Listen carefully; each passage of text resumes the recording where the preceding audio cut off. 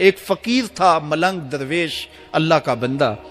اس کی عادت یہ تھی کہ اپنے ڈیرے پہ آنے والوں کو کھلاتا، ان کو پلاتا، ان کی ضروریات کا خیال رکھتا، لیکن کو مالی آسودگیاں نہیں تھی. ہوتا یہ تھا کہ بعض اوقات لوگ آتے تو ادھار لے کر کے وہ لوگوں کو کھلا دیتا. خیر، چونکہ فقیر کا مزاج یہ ہوتا ہے کہ لوگ آئیں اس کے ڈیرے سے کھائیں. بابا بلے شاہ نے بھی کہا تھا نا، اٹ کھڑک کے دکڑ بجے تتا ہوئے چلا، آن فقیر کھا کھا جاون راضی ہوئے بلا. یہ فقیروں کا مزاج ہے. تو جو بھی آتا اس کے ڈیرے سے کھاتا اور وہ ادھار اٹھا اٹھا کے لوگوں کی ضروریات کو پورا کرتے رہتے. وقت آخر آ گیا، جن لوگوں نے ادھار دیا تھا وہ سارے تقاضا کرنے آ گئے. اب بابا جی کو کیا فکر لاحق ہے کہ یہ میرے مہمان اور میں ان کو کچھ پیش کرنے کی صلاحیت نہیں رکھتا. ایک بچہ تھا، وہ کچھ سامان بیچ رہا تھا، پتیسا بیچ رہا تھا یا کوئی اور چیز بیچ رہا تھا. اس نے گلی سے گزرتے ہوئے آواز لگائی، خادم کو کہا سے بلا کے لاؤ. کہا تم بیچ رہے ہو تو میرے مہمانوں کو کھلا دو.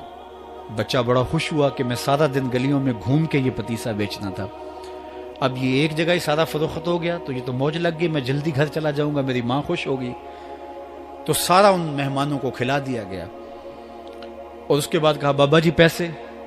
کہا تم بیٹھ جاؤ، جب ان کو ملیں گے تو تجھے بھی مل جائیں گے.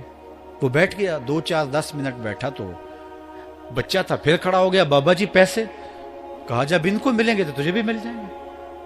پھر آدھا گھنٹہ گزرا تو پھر اس نے کہا بابا جی پیسے، میری ماں میرا انتظار کر رہی ہے، ہمارے گھر کا چولہا اسی سے جلتا ہے، میں یہ پیسے لے کر جاؤں گا اور میری ماں کوئی ہنڈیا خریدے گی اور ہم شام کا گھر کا کوئی سلسلہ کریں گے.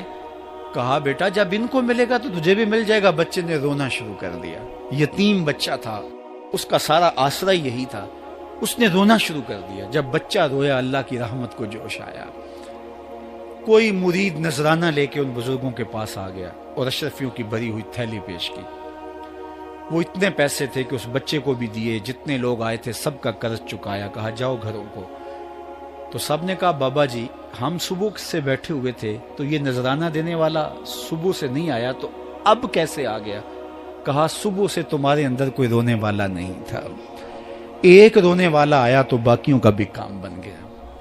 بعض اوقات کسی ایک شخص کی وجہ سے باقیوں کی خطائیں بھی معاف ہوتی ہیں.